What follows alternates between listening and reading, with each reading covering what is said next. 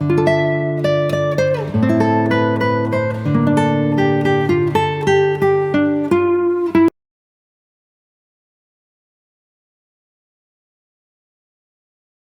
tiga istilah yang sering kita dengar yang sebenarnya di dalam Quran itu diungkapkan. Kita tahu ya, ada namanya ilmu yakin ya.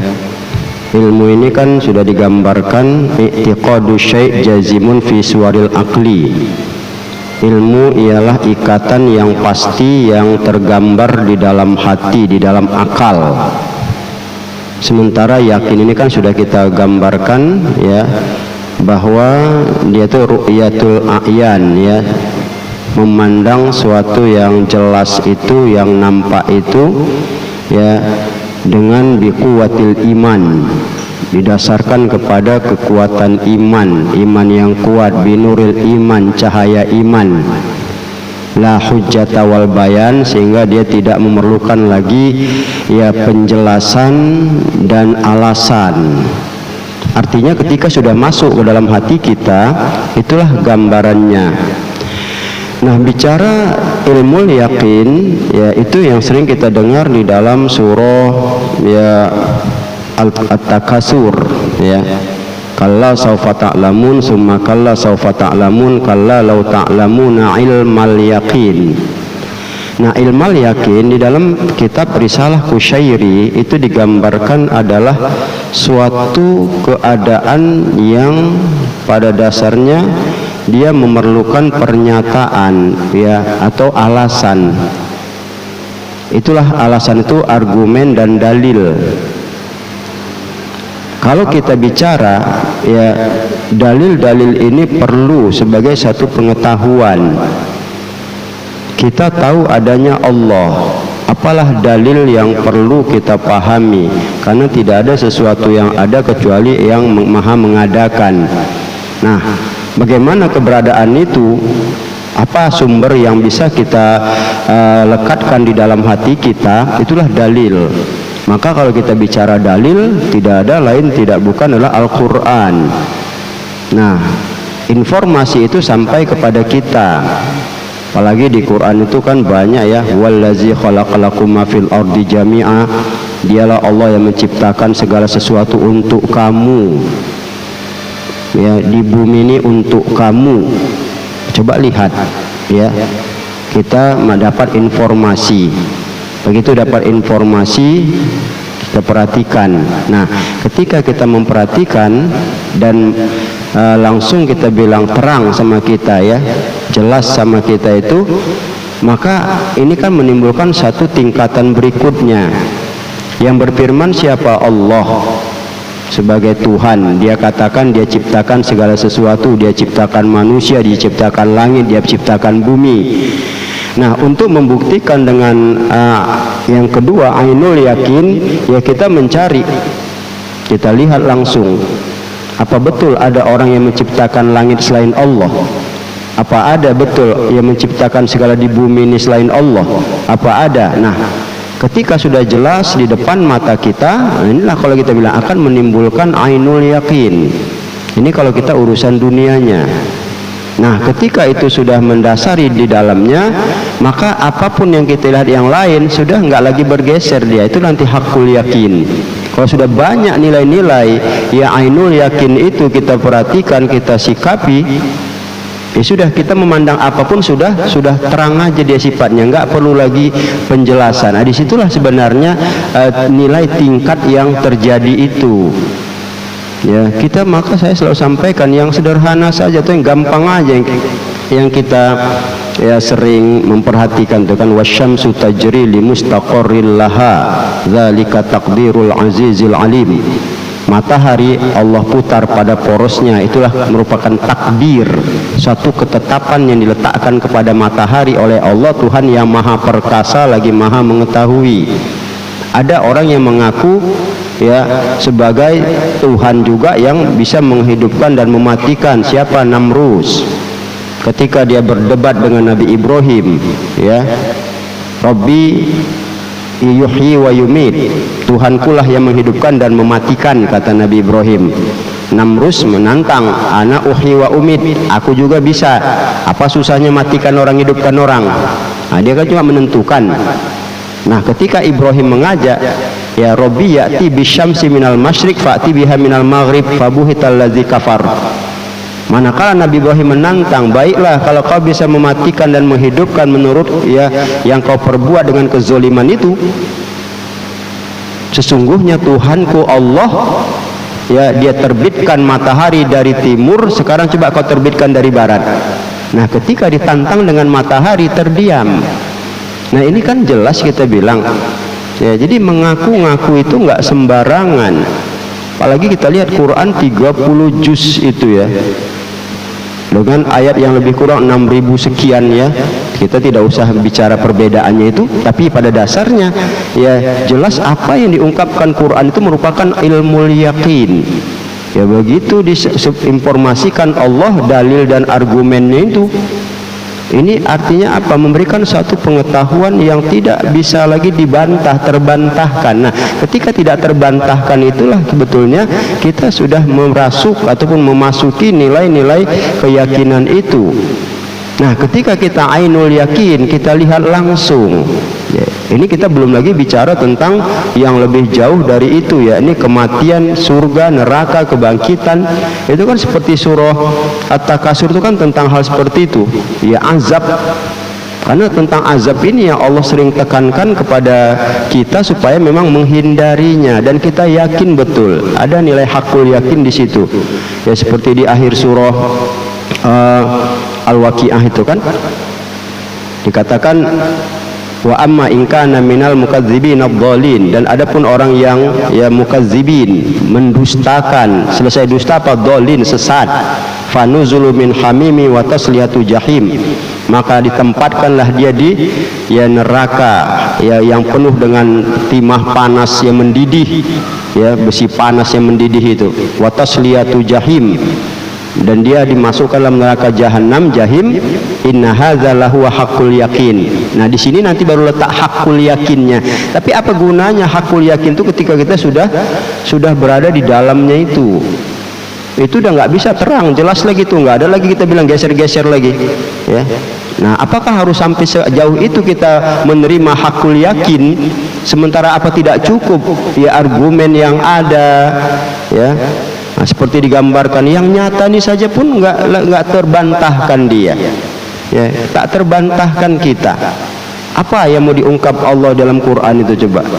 Seperti kita sering baca surah ya, ayat kursi, Allahu la ilaha illa wal hayyul qayyum la ta'khudhu sinatu wala naum, bahwa Allah tidak Tuhan kecuali Dia yang tidak ngantuk dan tidur. Apa memang perlu dibuktikan lagi? Kita bilang yang pernah dibuktikan oleh Nabi Daud dan Nabi Musa, yang disuruh tidak tidur 3 hari memegang bejana dari kaca itu, terakhir pecah belaga dia. Itulah Musa kata Allah, itulah Daud kata Allah. Kalau seandainya aku tidur hancur dunia ini, coba apa itu kurang yakin lagi? Sementara terbentangnya dunia sejak dulu sampai sekarang ini dengan penuh keteraturannya. Nah, inilah kalau kita lihat ya, maka itu pada dasarnya nilai-nilai seperti ini ya tidak ada alasan kita untuk meragukannya. Ketika kita baca Quran, kita saksikan, kita baca ilmu sama kita aja kadang ya maaf orang yang benar saja ya kita mau menerima. Ada orang tetangga kita tuh baik kali ya, benar, jujur, kerjanya pun bagus ya, asal dia bercakap kita tengok, oh si Polan itu betul cakap dia itu. Nah kan itu kan artinya kita yakin sama dia ya, kita punya ilmu yakin terhadap dirinya itu. Dia bercakap ya, tadi saya pulang kemari ada tabrakan di simpang Sekambing atau di mana misalnya ya.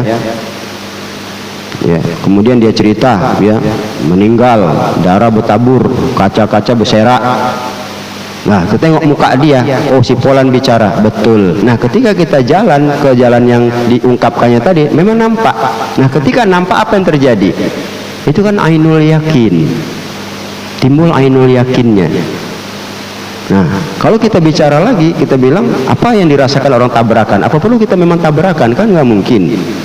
Ya, supaya jadi hakul yakin. Nah, hal-hal seperti ini kan perlu, dari situ aja sudah nampak. Kalau sudah hal seperti itu ya, orang saja yang kita akui berkata itu benar, baik dia, kita terima, ya, percaya, kita yakin kita sama ucapannya, kemudian terjadi, tambah kita melihat itu tambah yakin. Nah ini kan apalagi Allah, ya. Cerita-cerita tentang ya, akhirat itu kan jelas diarahkan ke sana. Wabil akhirati hum yuqinun, terhadap hari akhir adalah dia yakin. Nah kalau kita bicara kan jangan sempat kata Allah seperti surah As-Sajdah itu kan, surat Sajdah ayat 12 itu, lawalau taro izil mujrimuna nakisu ru'usihim inda rabbihim, kalaulah ya orang-orang yang berdosa itu diperlihatkan kepada dia, ya, bagaimana mereka itu bakal ya mengalami suatu siksaan yang berat, apalagi ketika dia dimatikan itu kan. Maka dia berkata, Rabbana absorna wa sami'na farji'na na'mal solihan inna muqinun. Ya, begitu kejadian sama dia, mati dia, baru dia ngomong, Tuhan kami telah melihat, telah mendengar, farji'na, balikkan lagi kami. Nah jelas kejadiannya itu kan, minta balik lagi dia, ya, na'mal solihan, agar kami beramal solih. Kenapa mau begitu? Inna muqinun, kami yakin. Nah ini kan yakin yang jelek sebenarnya, tapi hal seperti ini kan jelas, ya. Nabi Ibrahim di dalam Al-Baqarah 260 itu kan jelas, ya, dia berkata, Robbi arini kaifa tuhil mauta, wahai Tuhanku, tunjukkanlah, perlihatkan kepadaku bagaimana kau menghidupkan yang sesuatu itu sudah mati. Allah katakan, qala awalam tu'min, apa kau tak percaya sama aku, kata Allah, ya. Qala balakin wa tatma'inna qalbi, ya Allah, aku ini cuma bukan tak percaya, cuma pengen tenang. Nah arti di situ makna para ulama sufi menggambarkan itu pengen dia yakin betul, bukan berarti Nabi Ibrahim tidak percaya, tidak apa. Maka Allah tunjukkan, ambil 4 ekor burung tuh, kata Allah, ya, kau sembelih dia itu, fasurna, ya, bikin seperti itu. Maka disembelih Nabi Ibrahim 4 ekor itu, kemudian letakkan di 4 gunung, ya. Wad'unnaka sa'ya, kau panggil itu.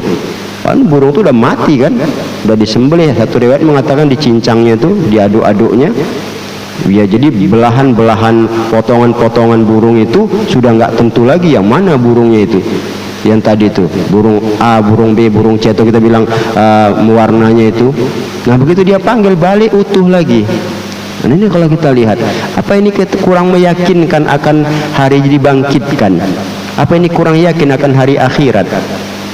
Apalagi kalau kita lihat seperti zaman Nabi Musa, terjadi satu pembunuhan itu kan, ya, qalu du'lana rabbaka yubayyilana, itu tentang mohonkan pada Tuhan, itu kan ada perdebatan itu. Tapi intinya di situ selain kasus terungkap, tapi kita bisa lihat, ya, seorang paman yang dibunuh oleh kemanakannya demi hartanya, dia letaklah jenazah itu di perbatasan kota hingga orang bertikai.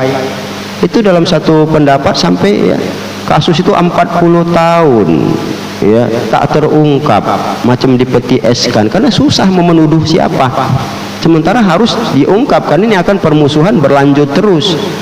Akhirnya Allah menyuruh Nabi Musa menyembelih lembu. Diambillah bagian lembu itu kan, fadribu bi ba'dihha kadzalika yuhyil mauta wa yurikum ayatihi la'allakum tahtadun. Itu jelas sekali. Ambil bagian dari hewan itu, kata Allah, pukulkan sama mayat itu. Ya, tentu yang tahu membunuh siapa? Ya mayat yang sudah mati itu, karena tak terungkap, nggak tahu, karena malam dibunuhnya, tahu-tahu sudah jenazahnya di situ. Akhirnya dipukul hidup. Siapa yang bunuh kau? Nih, katanya, ditunjuknya langsung kemanakannya itu. Apa kemana lagi kemanakannya mengelak coba?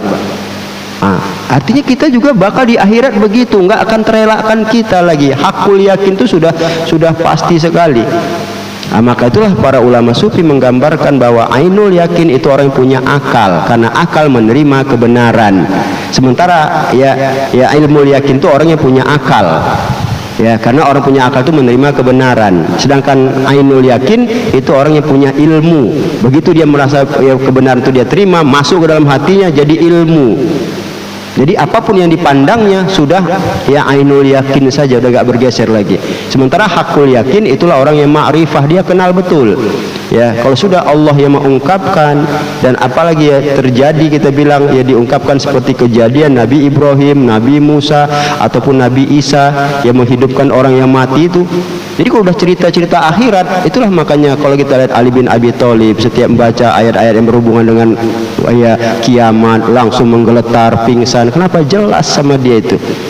Inilah yang perlu. Kita kurang apa lagi kalau kita lihat? Apa kurang lagi bencana alam yang sekarang ini datang? Ya, kalau Korun dulu dibenamkan Allah di dalam tanah, itu di Jawa Barat sekarang bertaan tanah tuh berapa 400 keluarga. Apa kurang yang mau dibenam Allah juga? Inilah kita kadang-kadang ya, udah begitu tuh, oh ini pergeseran tanahnya tanah juga dibilangnya. Itu yang kerja siapa? Itu yang kadang kita ini terbalik sekarang nih. Kok ilmu kita yang kita kedepankan, bukan satu keyakinan. Ya, kita selalu begitu, ada jelasannya. Oh ini karena pergeseran lempeng. Sekarang terjadinya yang menggeser itu siapa? Apa kita bisa menggeser lempengan di dasar laut sehingga terjadi gempa? Apa bisa kita menggeser, membelah tanah? Inilah kadang-kadang kita bilang harusnya takut di situ ya, ada rasa takut ya. Sekarang itu kan beritanya di Jawa Barat tuh kan, ya retak bergeser tanah tuh, rumah pun kalau dibiarkan bakal bablas ke dalam itu kan, ambles. Nah ini hal-hal yang perlu menjadi satu perhatian di batin kita. Kenapa ya nilai-nilai keyakinan ini begitu tipisnya sehingga ya dunia saja yang kita kejar ya. Demikian wallahu a'lam.